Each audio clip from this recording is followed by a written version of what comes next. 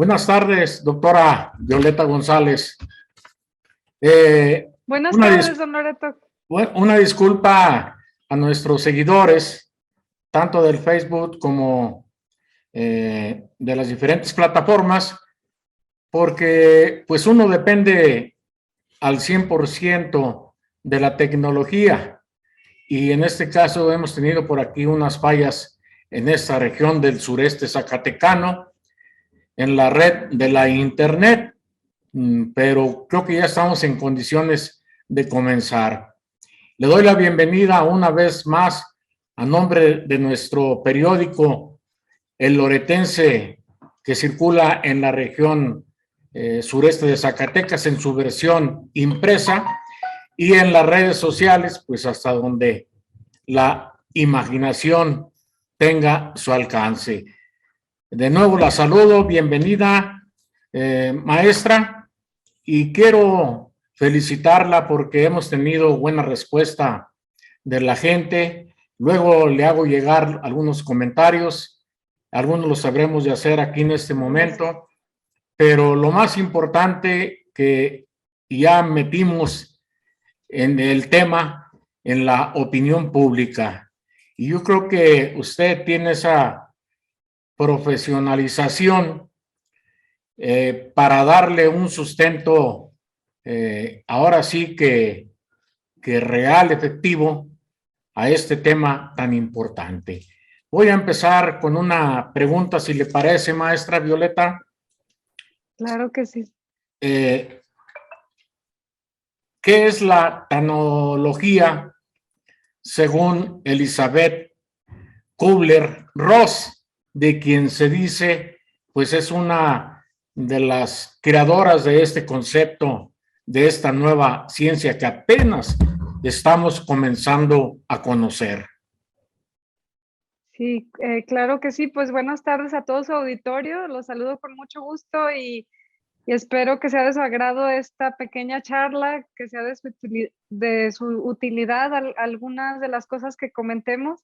Y pues con mucho gusto estoy aquí para, también si tienen alguna duda, algún comentario, nos lo hagan saber por medio del Facebook y todo esto, o si no en privado y tratamos de contestarlo. Sí, pues como bien lo dice la doctora Elizabeth Kubler-Ross, es una gran referente que vivió más o menos en los años 60 y a raíz de esta corriente que ella hizo con todo lo de la tanatología, pues es como hoy hemos llevado esta ciencia, ¿no? Ella, aparte de trabajar con el tema de la muerte, pues trabajó de la mano con los moribundos y con los cuidados paliativos. Pero el legado que nos dejó, que es muy importante, es un modelo de 5 etapas que sirven para una adaptación emocional cuando una persona está pasando por un duelo. Y cabe aclarar que un duelo, pues no es, estas 5 etapas no son lineales, porque muchas veces decimos, estamos en la 1 o estamos en la 5 y ya voy a salir de esto, pero no, a veces es algo como ondulatorio, un duelo, a veces hay días que la persona se siente muy bien, hay temporadas y parece que va ya saliendo un poquito de este proceso y de repente las personas se desaniman porque dicen, no, todavía no salgo de esto. Bueno, esto nos sirve pues para tener un conocimiento, para tener un acercamiento con una persona que esté pasando por un duelo, y ella maneja un modelo que es la negación, la ira, negociación, depresión y aceptación como 5 fases del duelo, pensando en que la quinta, la aceptación, pues es lo que realmente nos hace ir un poquito más allá de, pues de ser una persona resiliente y ya tener un poco de más paz y tranquilidad en un proceso de duelo y de pérdida. Sí, qué bien, maestra. Ahorita en estos tiempos difíciles para la humanidad en general, por la pandemia de COVID-19, que bueno, se está anunciando una cuarta ola ya en Europa y en Asia Central, y que tiene que ver también con los estragos que ha causado, sobre todo en nuestro país, y acotándolo un poco más, pues a nuestro estado de Zacatecas y sus municipios. Yo quisiera pedirle, maestra, con todo respeto, ¿qué consejo le daría a los niños cuando por esta causa de la pandemia de COVID-19 hay pérdida del padre o la madre? ¿Cómo afecta a los niños en general? En el caso de una pérdida, perdón, ¿me podría repetir Sí, la ¿cómo pregunta? afecta, cómo afecta a los niños la pérdida del Ajá. padre o de la madre? Es en sí la pregunta. Ah, sí, claro que sí. Mire, en cuestión de los niños, el duelo se vive un poco distinto al de los adultos. También depende mucho de la edad en que se encuentre el niño, entendiendo que, por ejemplo, un bebé, pues ahorita tiene poca comprensión, un niño de antes de los 3 años, a lo mejor no tiene la misma comprensión que un niño más grande o que un adolescente, que ya es más parecido al manejo como vive el duelo como un adulto. El niño, pues obviamente experimenta mucho miedo, la sensación de abandono, tristeza profunda. Puede tener también algunas regresiones en sus conductas, por ejemplo, si ya dominaba algún, no sé, el control de esfínteres, en el caso de los niños pequeños, a lo mejor tener esa regresión, falta de concentración, el bajo rendimiento escolar también es muy común en niños que están viviendo la pérdida de uno de los padres. Los padres, pues, es una de las grandes pérdidas a cualquier edad del ser humano, ¿no? Ya sea tanto el padre o la madre, y en los niños, pues, no es la excepción. Siempre va a ser, una de las cosas que más marcan la vida de un ser humano, la pérdida de la madre o del padre, pero también depende mucho de los adultos que lo rodean, el manejo que le den, el trato que le den, cómo están viviendo ellos su proceso de duelo, y es lo que va a ir en función directa con los menores y es lo que le van a transmitir. Sí tienen que ser algo tolerantes a sus conductas, ser, pues, muy compasivos, muy amorosos con los niños y, sobre todo, cumplir esa parte de la protección, porque al niño le preocupa mucho, ¿qué va a ser de mí? ¿Quién me va a proteger? ¿Quién va a ser el rol de mi mamá o mi papá? Y cuando el niño se siente protegido y querido por esa parte, bueno, ya irá viviendo su proceso, pero le será más fácil si el entorno es adecuado y favorable y ha quedado con personas que lo quieran y lo cuidan. Sí, en el caso de nuestro estado de Zacatecas, he estado buscando información y ahorita en la casa cuna, que depende de DIP estatal, se dice que hay un total de 65 niños y niñas que están ahí a causa de que perdieron a sus padres ahora en la pandemia. Pero ¿usted considera que esa institución como es DIP tenga la capacidad en el sentido para hacerse cargo del duelo de estos niños y niñas que están ahí prácticamente huérfanos? Sí, tengo entendido que en el DIF se encuentran profesionales de la salud física y mental, como es psicólogos, tanatólogos y todo, que atienden esa parte y que cubren un poco este proceso tan doloroso que lamentablemente es un número muy, muy significativo, muy grande de niños. Pero sí, qué mejor que puedan, ser adoptados por una familia, qué bonito sería y ojalá, los procesos se resolvieran muy muy rápido, pero sí creo que a lo mejor es una institución que, bueno, los puede contener de manera adecuada mientras que encuentran la mejor solución a, pues sí, a tener una familia adoptiva en la cual desarrollarse y crecer. Sí, porque es difícil, a veces los trámites duran pues mucho tiempo y luego Mm. no se hacen los estudios adecuados y resulta que luego el padre resulta ser un abusador y otra vez en problemas y Sí, pobre niño pues anda sí, de un lado para otro por, porque falta sí. esa, precisamente esa sensibilidad, esa capacidad que requiere la agilidad, en este caso, de la adopción de estos niños que han quedado huérfanos. Hay una situación Sí, que, así es. hay una situación que me llama a mí mucho la atención. Cuando alguien muere, usted lo acaba de decir, pues es un trance doloroso a cualquier edad, desde luego. Pero, ¿qué aconseja usted, por ejemplo, para dar una mala noticia? Es decir, dentro del seno familiar, ¿cómo decirle al padre, a la madre, al hijo, al familiar, al sobrino, al nieto, al abuelo, que ya falleció una persona querida al seno precisamente de esa familia? Sí, qué importante esa pregunta porque siempre nos hemos cuestionado cómo será la mejor manera de dar una mala noticia. Pues obviamente una mala noticia es algo que no quisiéramos que fuera que parte de nuestra vida o que llegara a nosotros, pero en algún momento nos toca ser los portadores de esta mala noticia. Y sí, sí hay ciertos protocolos que podemos seguir. Por ejemplo, la información debe de ser gradual. A veces pensamos o es tanto nuestro nerviosismo por transmitir esa información que lo decimos muy rápido y agarramos a la persona en cualquier lugar y como esté y todo y le decimos así fríamente como bien como comúnmente lo decimos. Y sí, se recomienda que sea gradual.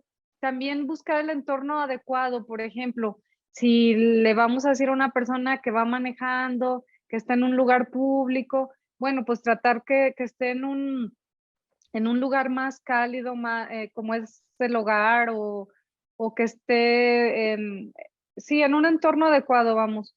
Buscar hacerlo con las palabras, pues al nivel de comprensión de la persona que lo vamos a decir.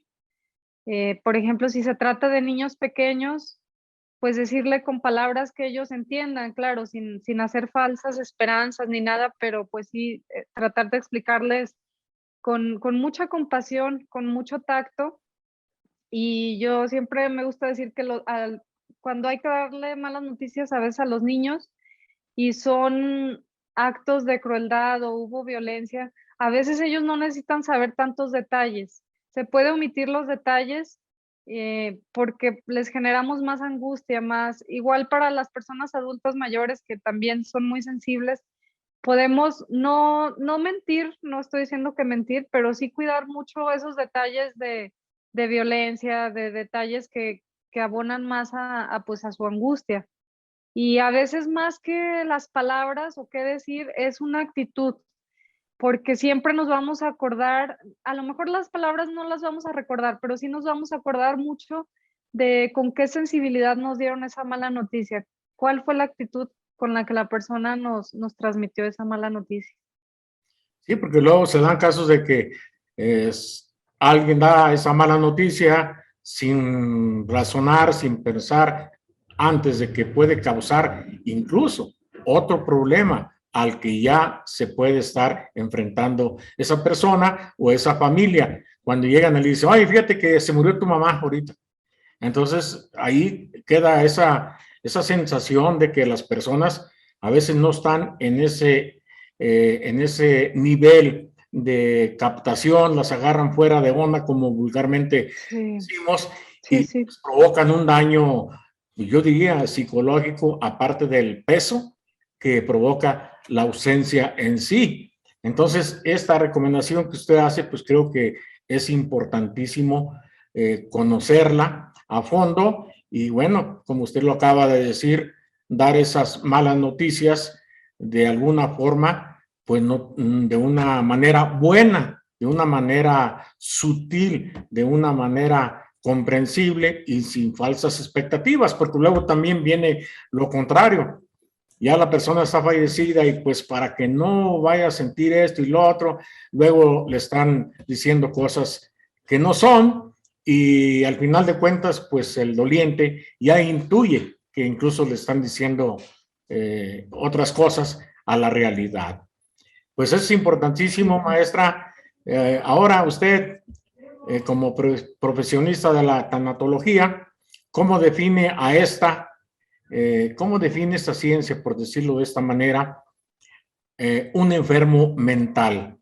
Es decir, en el sentido de la crisis que lleva ese enfermo y que ahora está muy en boga, que la gente está proponiendo, incluso en los congresos de varios estados y de varios países del mundo, que tengan esa certeza de que al solicitar la eutanasia, pues puede hacer algo para mitigar ese dolor que esa persona siente y que ya no lo soporte, que por lo cual decide pues ya quitarse la vida, de manera que el Estado le dé esa facultad. Pero ¿cómo define la tanatología a un enfermo terminal? ¿Cuál es el enfermo terminal para esta ciencia?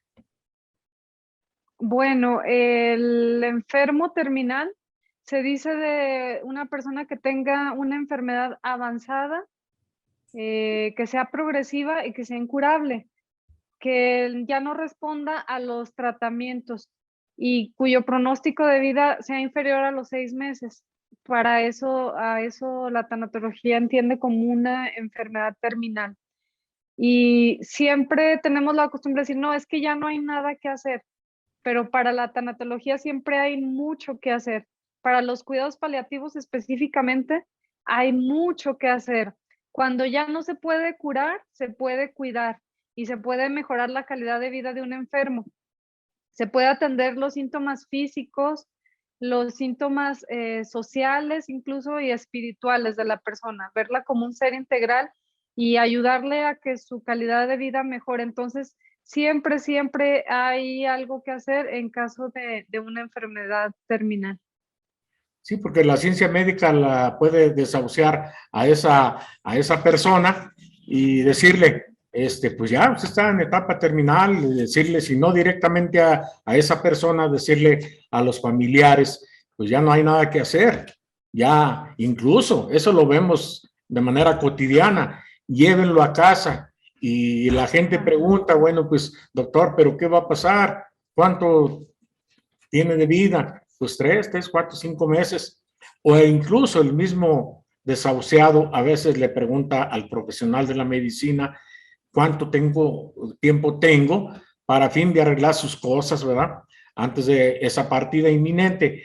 Pero precisamente ahí es donde la sociedad ve que hay un hueco entre la ciencia médica y entre lo que resta, en lo que resta de vida de la persona, porque se hace como un vacío, es decir, ya está desahuciada la persona, ya váyase a morir. Pues yo creo que aquí es donde debe entrar precisamente lo que se está diciendo de esta ciencia, ¿no? Hay mucho que hacer.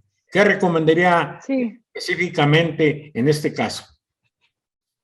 Bueno, en este caso, la medicina paliativa, los cuidados paliativos, es algo que forma parte de la medicina, pero no se le ha dado a lo mejor la importancia de vida. Ya en los últimos años, sí, ya está en la ley que hay que brindar cuidados paliativos y los hospitales incluso capacitan a los familiares, pero muchas veces sí se toma como usted dice, así como, bueno, es que ya me desahuciaron y no hay nada que hacer, y la familia se repite muy a menudo esta frase, es que nos dijeron que ya no hay nada que hacer, pero yo les diría y les recomiendo que busquen más información sobre cuidados paliativos.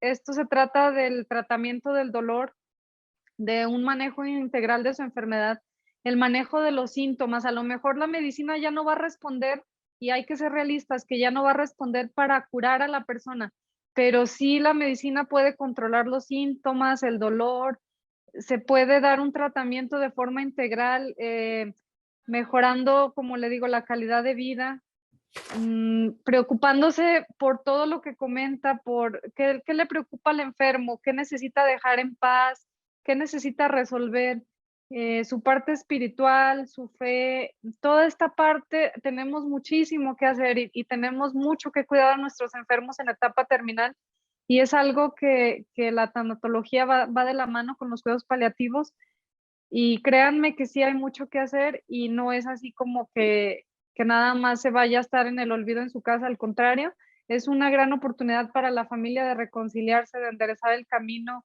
de cuidar al enfermo, de brindarle todo el amor, todo el cariño que se merece, y hasta que ahora sí que Dios quiera, porque pues los pronósticos siempre fallan a veces, los médicos a veces dicen una aproximación, pero pues no es con el afán a lo mejor de, pues sí, de determinar algo, simplemente que a veces la misma familia pide una explicación o quiere saber qué tan avanzada está la enfermedad, pero pues ya sabemos que no depende tanto del pronóstico, sino muchas veces hasta de la calidad de vida y así puede estar un enfermo muy bien mucho tiempo, ¿no? Sí, así es, porque usted acaba de mencionar una cosa muy importante, que en la ley ya se contempla precisamente esta práctica de esa ayuda, pues, de estarle ayudando a la persona. Pero en la realidad, pues ya sabemos que no es, ¿no? El médico yo creo que dice, usted, pues ya los familiares aconseja de una forma sutil o a veces hasta de una forma drástica y directa, ya llévese a su familiar, ya no hay nada que hacer, no lo tengo aquí, no lo tenga sufriendo aquí, lléveselo allá, esto y lo otro, pero hasta ahí. Entonces, es muy importante lo que usted nos está comentando. Tenemos unas preguntas de parte del público, maestra Violeta. Una de ellas dice, cuando se tiene oportunidad de estar acompañando a un ser querido que está terminando, ¿qué se hace cuando ya esta persona está pues prácticamente en la cama de un hospital o en la casa con esa persona que ya está terminando su vida? ¿Qué se dice? ¿Qué decirle? ¿Qué hablarle? Sí, es muy común que muchas personas digan: "Es que háblale, dile, exprésale". Y claro que es lo ideal, expresarle todo el amor y el cariño de manera verbal, porque sabemos que el oído es el primer sentido que se forma en el momento de la gestación Y el y se último que se sabe que va. es el último que se pierde, así es. Entonces, aunque estén en estado de coma, a veces están con sedación o a veces están ya un poquito inconscientes las personas, O pero el médicamente, oído o médicamente sí, ya declarados muertos. O sea, el oído se queda. sí, sí, sí. Sí, claro, el oído es el primero que se forma y el último que se pierde. Entonces, es muy importante que si la persona quiere externar algo verbalmente lo haga. Si también no tiene las condiciones para hacerlo o no se siente con la fortaleza de hacerlo, creo que la presencia es muy importante, que la persona sienta que está el familiar ahí cuidándolo, viéndolo, apoyándolo en esa transición. Creo que es lo más valioso, no necesariamente a veces tenemos que tener las palabras adecuadas, simplemente es un privilegio para las personas que les toca acompañar a su ser querido hasta el último suspiro, como decimos, y también para las que no están y todo esto, bueno, ya lo viven de otra forma, pero si alguien tiene esa oportunidad, pues aprovechar a sentir acompañada, sentir querida a la persona, eso es lo principal. Es válido en ese momento hacer un recuento de la vida de quien está al pie de la cama de un moribundo rápido y decirle a la persona que está terminando, decirle perdón, pedirle todas estas cosas y decirle que la va a recordar, que va a cambiar y que etcétera, etcétera. ¿Es recomendable esto? Sí, claro que sí, todo lo que provenga de la persona con buenas intenciones es válido. eh, Pedir perdón, todo esto, pues es muy sanador para una persona que está terminando con la vida y si en este caso la persona tiene necesidad de ofrecer una disculpa, está excelente de decirle todo lo que piensa, lo que siente. Lo que sí yo a lo mejor ya no recomiendo tanto es como desgastar las cosas centradas en un conflicto en específico o recordarle a lo mejor un mal momento, mejor, o sea, tratar de transmitirle esa paz, esa tranquilidad y que la persona pues también se quede con esa sensación de paz interior y armonía con las personas de su entorno. Y todo lo que sea positivo, todo lo que sea un reconocimiento a su vida, a lo que hizo, al legado que dejó, a todo lo que hizo, pues es muy válido decírselo. Y como le digo, si hay que ofrecer una disculpa o algo, también hacerlo de una manera tranquila y eso ya no es conveniente a lo mejor tanta agitación como en el caso de tener así una plática donde, Haga se conciencia. saquen a sí, Sí, sí. Pero sí, a veces para esto nos sirve la enfermedad para ir trabajando todas estas cosas y cerrándolas de una mejor manera. Y sí, pues lo principal es el acompañamiento y el amor que se le brinde a la persona que está falleciendo en ese momento. Sí. Tenemos otra pregunta. Dice, ¿cómo ayudar a un joven con discapacidad de que habla que ha perdido aún a su figura paterna? Porque lo vemos que no encuentra su lugar. Esa es la pregunta. Se la voy a repetir, maestra. ¿Cómo ayudar a Sí, un sí, joven? por favor. ¿Cómo ayudar a un joven con discapacidad que habla que ha perdido su figura paterna? Porque lo vemos, dicen, que no encuentra su lugar. Pues es obvio, ¿verdad? Una persona con discapacidad Ajá. por sí ya tiene un condicionante para una vida plena. Más bien yo diría, puede tener la vida plena, pero una vida independiente. Sí, claro que sí. No sé si entienda bien la pregunta, pero bueno, hablar de una persona con discapacidad, eh, sí, Una tenemos que tener persona con mucho tacto, discapacidad. mucho, Sí. no sé cuál sea su discapacidad, porque pues ahí varía mucho también si es una discapacidad intelectual o hay diferentes tipos de discapacidad, pero pues sí, obviamente tenemos que tener mucha empatía con las personas con discapacidad porque pues nosotros a veces las queremos tomar así como que no, ándale, haz lo mismo que yo y sal adelante igual que cualquier persona y nos falta ese tacto y esa empatía con las personas. En el caso de que está pasando por la pérdida de un ser querido, que es su padre, pues bueno, es algo muy importante como lo habíamos mencionado anteriormente. La pérdida de la figura paterna, pues es algo que marca mucho, es la figura de protección, de cuidado, de apoyo. Y pues sí, hay que ser algo pacientes con el proceso, entender que esa parte de que no haya su lugar o algo es que está expresando su duelo de esa manera y sí, brindarle mucho acompañamiento, empatía, mientras que pasa este periodo de, pues, de adaptación, ¿no? Protección y toda esta parte, tratar de cubrirla. Así es.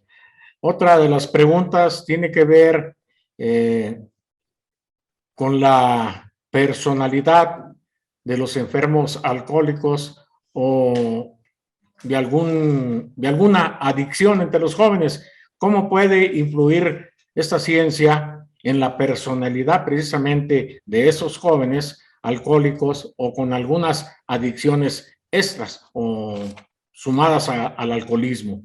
¿Qué le puede recomendar? ¿Cómo podría influir ahí para que esas personas pues cambien esa situación? Porque al final de cuentas, un enfermo alcohólico, como dice la misma literatura de AA, pues es un enfermo también que va a morir, no hay remedio, ¿no?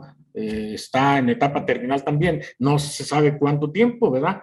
Pero también está condenado a la muerte, ahora sí que prematura en términos entrecomillados. Muy bien, sí, como usted bien lo dice, las adicciones, pues es una cuestión de autodestrucción y muerte lenta y a veces no tan lenta, porque también gracias al alcohol, a las drogas, a veces se acelera el final de la vida, se provocan accidentes y pues una forma de morir, ¿no? La tanatología ama la vida y en esta parte puede influir mucho en una persona con adicciones porque más que el tema de la muerte, pues, es el amor a la vida y valorar la vida de la mejor manera posible. Lo que puede ayudar mucho la tanatología es en trabajar ciertos duelos o pérdidas que pudieran llevar al enfermo alcohólico a haber tomado esas decisiones de vivir, en el alcoholismo o la drogadicción, porque muchas veces son duelos no resueltos los que se van llevando a lo largo de la vida que no se reconocen, que no se asumen, que no se trabajan, que no son acompañados y pues el camino más sencillo, y lo sabemos que es muy común, es tomar el camino del alcohol.